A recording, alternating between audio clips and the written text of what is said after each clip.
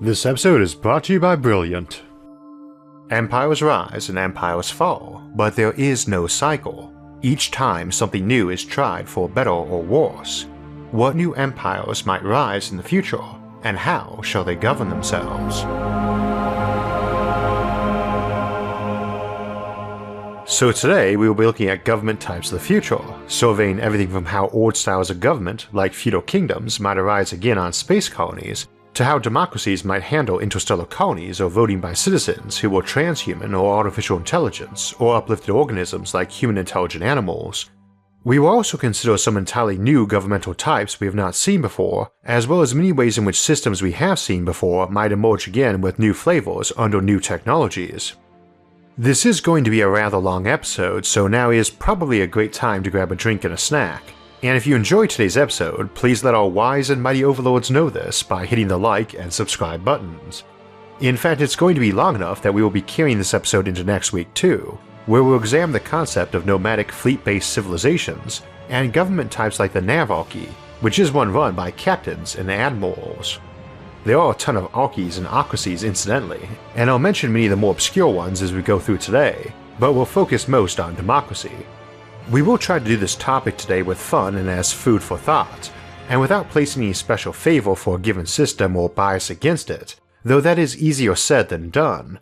I'm a big fan of democracy, as I'd imagine is most of the audience, and indeed my other professional hat outside of the channel is overseeing elections for my region of Ohio. This does not necessarily mean it's the best form of government or its implementation is always ideal, and to quote Churchill, quoting someone else, democracy is the worst form of government, except for all those other forms that have been tried from time to time. When discussing types of governments, it's important to remember that they are usually mixed, creating a huge array of possible governing systems. The US, for example, is a democracy, ruled by the majority, and also a constitutional republic, but is also a cryptarchy, ruled by judges, the judiciary being a co-equal branch of the government. It is also a demarchy, ruled by random selection or sortition, as this is how we select our juries that those judges essentially referee to decide guilt and innocence. And those are just the official forms. Any given nation or group might have several unofficial de facto forms of government. For instance, the US is also a gerontocracy, ruled by the elderly, as most of our elected leaders are older than the average citizen, even discounting those who are deemed too young to vote, and of those who choose to vote, it is disproportionately on the old side. We are also a plutocracy, ruled by the wealthy, in that we generally tend to elect folks whose income and assets are well above the average, and of course wealth can often purchase influence. We are also a meritocracy, ruled by some merit, skill, or talent. These are not the official forms of government but are nonetheless in play. Their specific nature and degree can also vary and mutate over time. As an example, an official gerontocracy would be ruled by the oldest specifically, like tribal elders where the 7 oldest people made up the tribal council, a gerontocratic oligarchy ruled by a small group, in this case an old one, and such a thing might develop over time, a rule where it was the 7 oldest minus anyone who was suffering senility or extreme poor health, or mutate to limit selection from the oldest who had also done something noteworthy and of merit, a gerontocratic meritocracy. A common complaint about gerontocracies is the senility issue, and also the vigor issue, that as one ages you are thought by many to lose a certain amount of fire in the belly, and something like radical life extension technology might have a big impact on that, and an unpredictable one too. If you've got folks who are 300 years old and have the mental and physical vigor of a 30-year-old, your civilization might be far more likely to tip toward being a gerontocracy. Of course, another concern often raised about such an approach is that it might be prone to being stagnant and rejecting change and lacking upward mobility for the young. This might be even worse in such cases, as while no one is going to hold the exact same view in their youth as they do at age 300, it does seem reasonable to wonder if your leaders and electorate are vastly older on average than now, if change might be a rather slow thing. This extended lifespan concept takes an extra flavor on in space colonization contexts, especially in which you're building space habitats not just doming and terraforming other planets, because on Earth there is a fixed amount of land that is not mobile. You can't just make more land or pick up a country and move it. Well, you can, but it takes a lot of technology and effort. See the Earth 2.0 series for examples. In the case of space habitats, you can, because you can build a new O'Neill cylinder, something with an internal land area on par with a typical county or very small country, and you can also move the thing around if you don't like your neighbors. These two things, life extension and the ability to make and move habitats, might have truly profound effects on how we run things in the future, and we'll explore that more in a bit. However, another popular notion about how we might run things in the future is that we would not, that an artificial intelligence would. This would be an example of an autocracy, absolute rule by a single person, or in this case an AI, or possibly an anarchy, a variation where federal or national power rests with an autocrat, but the lower levels below are democratic, the usual example being a benevolent dictator who lets most issues be handled locally and democratically, in this case the benevolent dictator presumably being an AI. And indeed this notion could be somewhat parallel to a constitutional system, where that constitution places limits on the government's powers, such as an AI who specifically had emergency powers or oversight to ensure a core constitution of rights was held to. In the US, that's nominally one of the jobs of the judicial branch, and it's often been suggested we might use artificial intelligence in this role as objective judges, an AI Cryptarchy. I feel obliged to mention though that this notion in science fiction that a machine intelligence is inherently objective, much like the other common notion that an AI could not lie, is not really based on anything other than an assumption they would be inherently logical. We have no reason to assume that other than because they function on logical processes, except so do humans and animals. Our internal circuitry just happens to be far more complex than old-style computers were. Newer stuff is way more complex and patchy, and tends to exhibit a lot of the same tendencies we see in a meat mind. One doing decision-making is also going to need a lot of initial assumptions programmed in that will occasionally come into conflict, so there's no particular reason to assume an AI would be any more rational than you or I, assuming those compartmentalized assumptions of core ethics don't drive it completely insane. Nonetheless, computers and artificial intelligence will doubtless play a role in governance in the future, and of course already do. Indeed, most modern legislative bodies have their votes tallied by a computer, with the officials swiping ID cards to vote yay or nay or abstain. This brings up a possible example of proportional allocation of votes that wasn't really viable in the past. In a representative democracy or republic, a given area has a person who votes for them, and has a single vote, so we generally try to keep those districts about the same size. Usually when drawing up those districts, mindful that people often move between census counts anyway, there's a small percentage of variation allowed in district size. An average district might be 760,000 people nationally, about what it was for the US last census, but a given state might have 13.2 times that number and have to allocate it to around 13 representatives. So the districts can't be 760,000 people, but would need to average 772,000, and given districts might be a few percent higher or lower than that in an attempt to create a map that follows existing subdivision borders, counties and city borders. We generally take the attitude that that is good enough, as it means no legislature's vote is generally more than a few percent more or less powerful than another's, and again populations are fluid anyway. This of course creates a lot of districting and gerrymandering issues, and one alternative is just to set a wider threshold, draw the maps up entirely with existing subdivision borders in mind, and just say, Congressman X's district currently has 1.05 times the normal district size, so X has 1.05 votes in the legislature, and you only merge or divide districts when one has reached a much wider threshold like 50% above or below the norm. This might be more attractive down the road too, as while population divisions like metropolitan regions do shift a lot over even a decade, something like an O'Neill cylinder space habitat is a pretty set-sized object that isn't going to want chunks of it cut up between multiple districts probably. Of course they can also move too, as a space station is also a spaceship, but we'll come back to that later.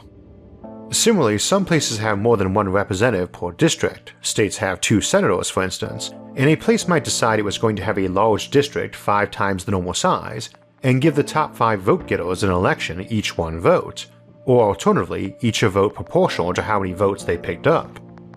Needless to say, things like real-time tracking of your population as opposed to counting heads every decade might alter this more, not just in giving a much more precise and up-to-date constantly changing district vote total, but also conceivably allowing partial dual citizenship.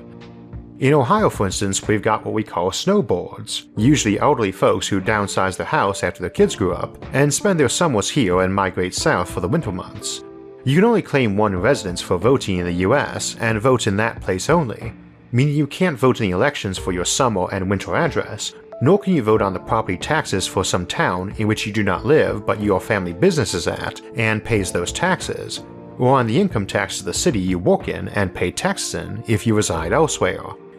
There's a strong argument for the one person, one place, one vote approach, but probably its biggest support is sheer practicality. In a pre-computer age, and one which votes are anonymous too, it is a huge hassle to try to give a person 0.75 votes in their hometown and 0.25 votes in the town where they spend their winters or work at. If a computer is handling all the specifics, tracking folks' location and issuing ballots, and it is trusted to be safe, secret, and secure, you could conceivably let people pull ballots for multiple residences, which will just adjust in a vote to the amount of time they spent in that place. Similarly, you might let folks divide their vote. If, for instance, in a 5-way race for 2 available positions, as we often do for at-large councils like villages and school boards, and they had 2 candidates they liked, instead of telling them they could vote for 2 people equally, they could vote for one 120% and another 80% of their 200% total vote, or maybe vote 100% for their favorite and 60-40 for 2 others they thought would be good. Or conceivably gave folks more than exactly one vote. The default notion of democracy is that everyone, or at least everyone allowed to vote, has one vote as valuable as anybody else's, sometimes called egalitarian democracy, which honors the notion that we all have an equal say,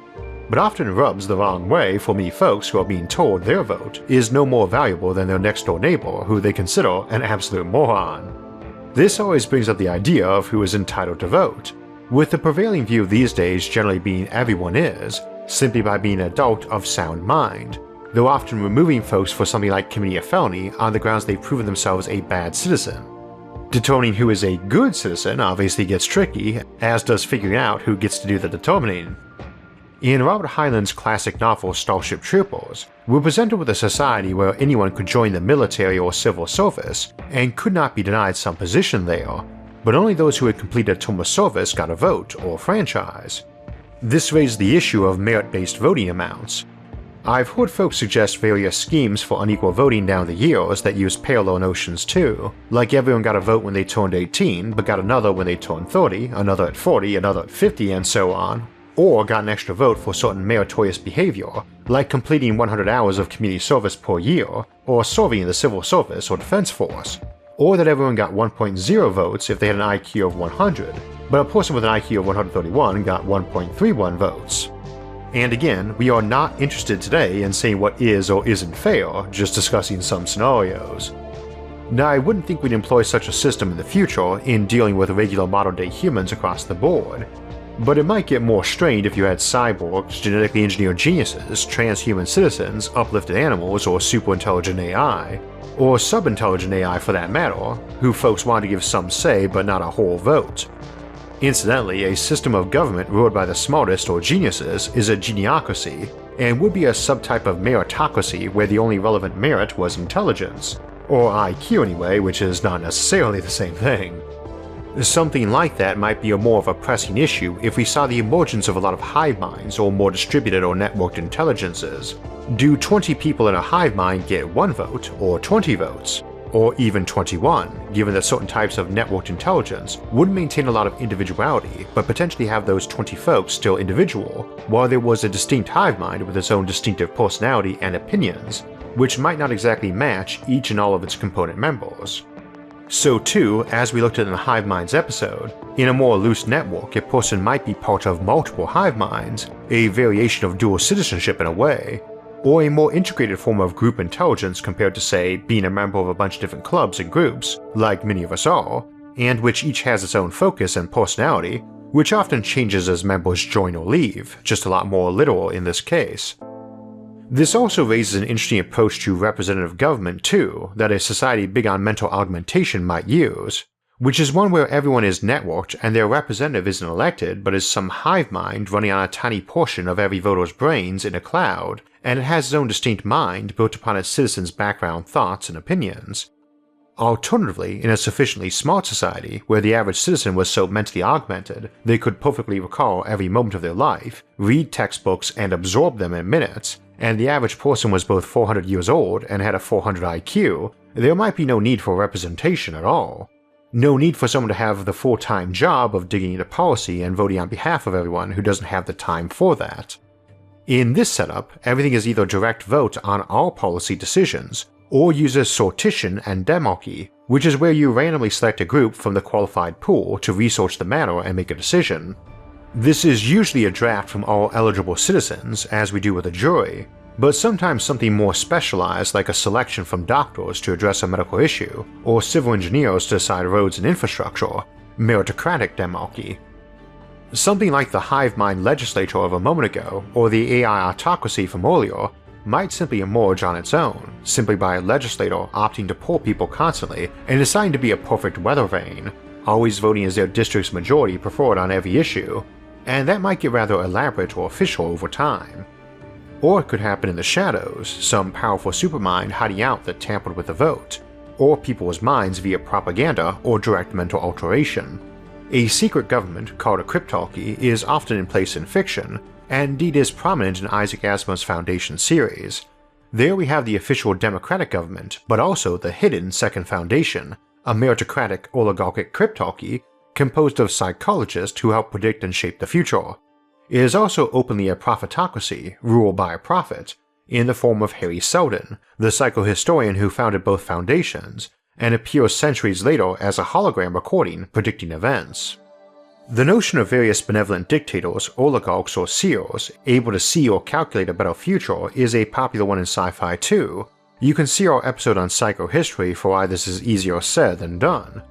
But we can't expect a lot of computer modeling of future trends to remain and grow in its use and influence in decision-making in the future. Though something fiction overlooks is that even dictators and oligarchs have power bases they need to keep the support of. They just accomplish it in a much less systematic and non-violent way than via democratic elections. We do have a concept though called a singleton, which is an individual entity or group that simply has an unbeatable control over a civilization, so that no negotiation or appeasement is needed for rule inside or out of its realm. Examples like accurate forecasting or mind control capability, or simply an AI with huge thinking and manufacturing capability, might be examples of that type of autocracy. It is a popular notion in sci-fi that we will blow up all of our computers or go more primitive in their use, like with the Butlerian Jihad in Frank Herbert's Dune series, and we looked at some such scenarios in our episode After AI. In that series, humanity had gone back to a more feudal period, and it is a popular trope in science fiction, especially the space opera genre, that we might see a return of knights and barons and dukes and kings or them by some other name. They probably would emerge by some other name too, but it does not really matter. Titles shift with time and place, and we have tons of them from our history.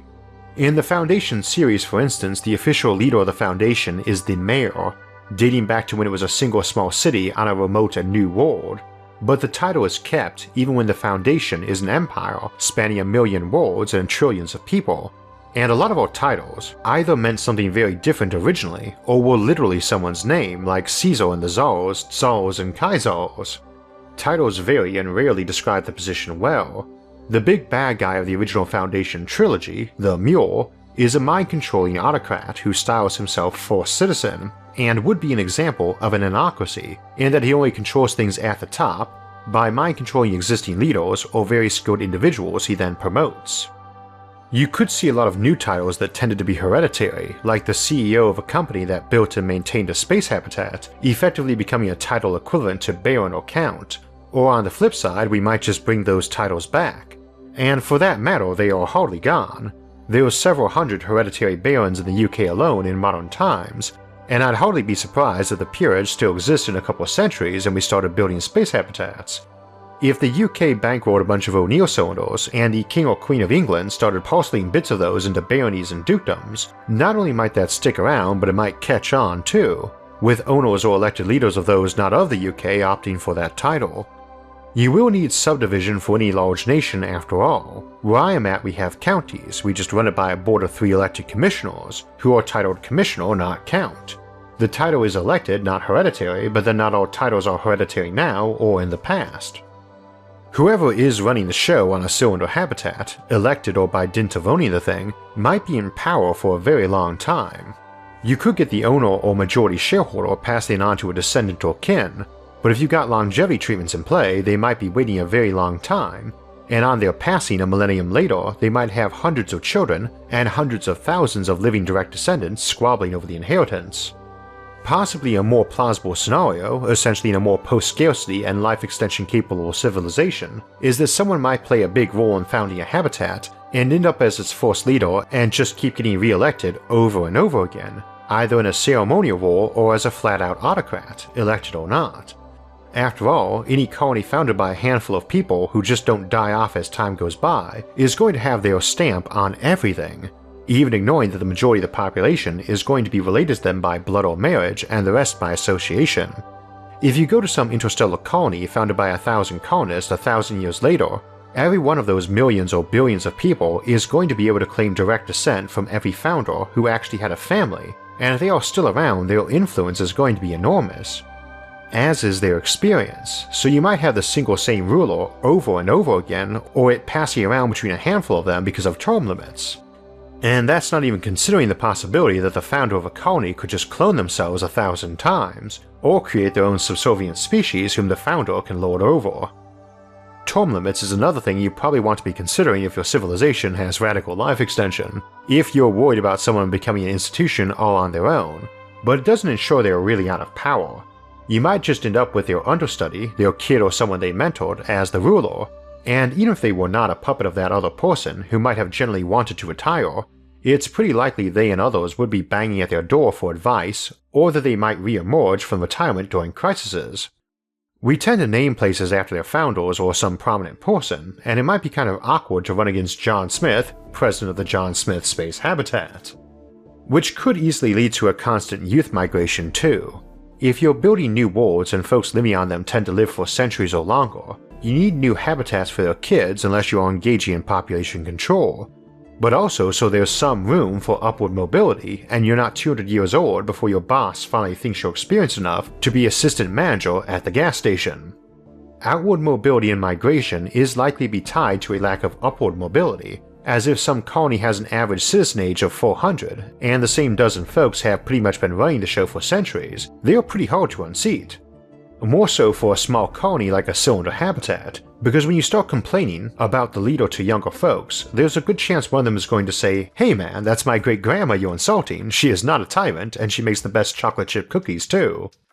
Which does raise the issue of what anyone is actually governing. Older societies tend to be run on custom as much as law, and it is entirely possible that through practice and wisdom we might get a fairly perfected system of civil rights and administration that is mostly static and heavily automated. Post-scarcity societies are not necessarily utopian, let alone genuinely perfect, but they probably would tend to be pretty content and likely low on crime too, and maybe way better at rehabilitation and early prevention of crime or discontent. That being the case, where everyone is monstrously wealthy and long-lived and educated compared to nowadays, they might not have much to actually govern.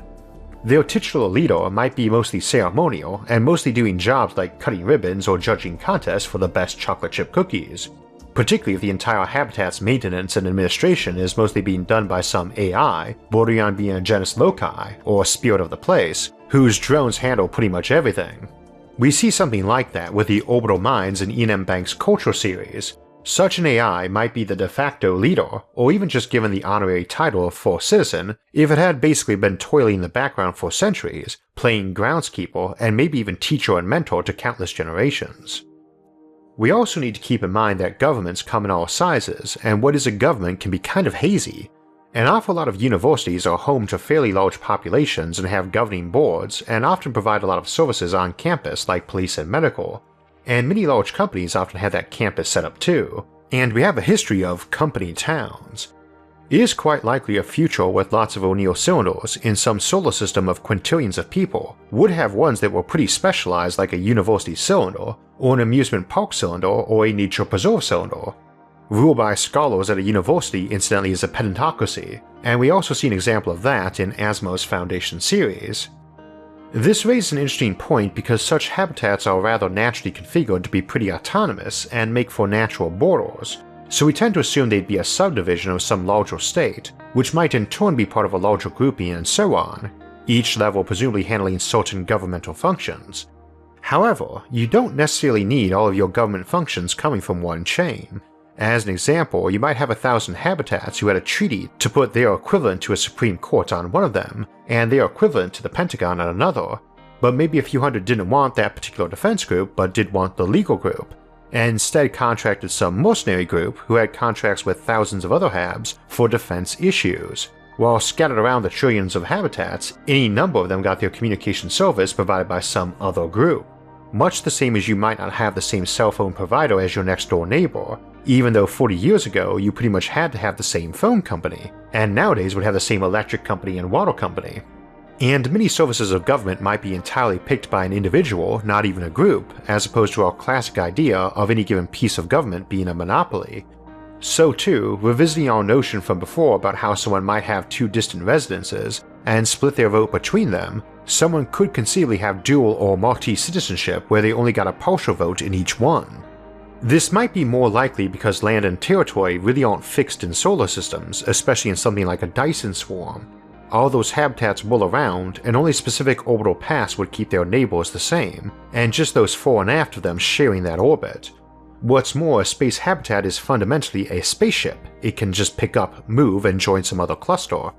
So you might have a million different empires all squished together, each having anywhere from a few million folks to a few trillion, and all at the same time they might be sharing territory, and that one habitat might be getting its policing done only internally, get its traffic control and space police done by companies millions of others used, make use of a judicial system of some empire of a billion habitats that had other services available but which they opted not to have, and be part of a defense treaty with some rival empire, all of which had different policies, titles, vote allocation, governing systems, and so on.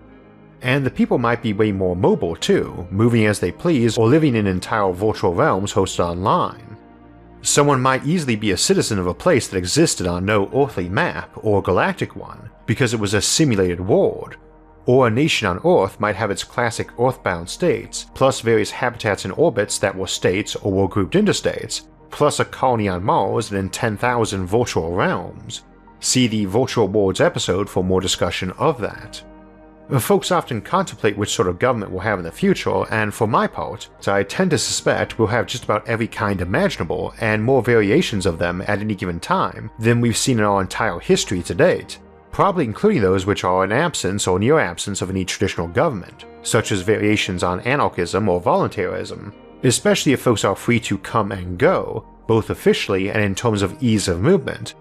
You will probably see all sorts of systems, including those we'd think pretty unjust normally, potentially even including those which could only exist in fiction, like a magocracy, ruled by mages or wizards, in some virtual world. There are many other types we didn't cover, but there is one more I wanted to touch on, the navalchy, which is rulership of the sea, which would generally be where a group of islands, which were very big on ships and trade, essentially had the title of leadership in the hands of their admiral, or vice versa. And that might be a fairly parallel setup in space too, where it's likely to be large groups of space stations as islands, or spaceships, or both, as a space station is also a spaceship.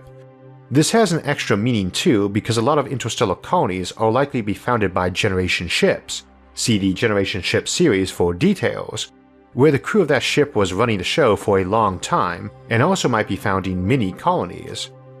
In that case, they might be prone to making all the colonies they settled sign some basic constitution and treaty. But there's another element too, time lag. Anybody running interstellar commerce doesn't really have a true port of home, not when a single mission can run decades or even longer, and it's not really practical to hoard interstellar votes. You can do interplanetary ones. Time lag of a few hours for communication, or even many days, is hardly a new thing in administration. Even in this modern era of instant communication, correspondence back and forth is often by email, with multi-day correspondence chains as non-emergency decisions. However, as we looked at in interstellar empires, without FTL travel or communication, you are most likely to get loose-knit systems, who if they had any sort of federation, it would probably just be a few basic treaties of human rights, trade, currency, and extradition.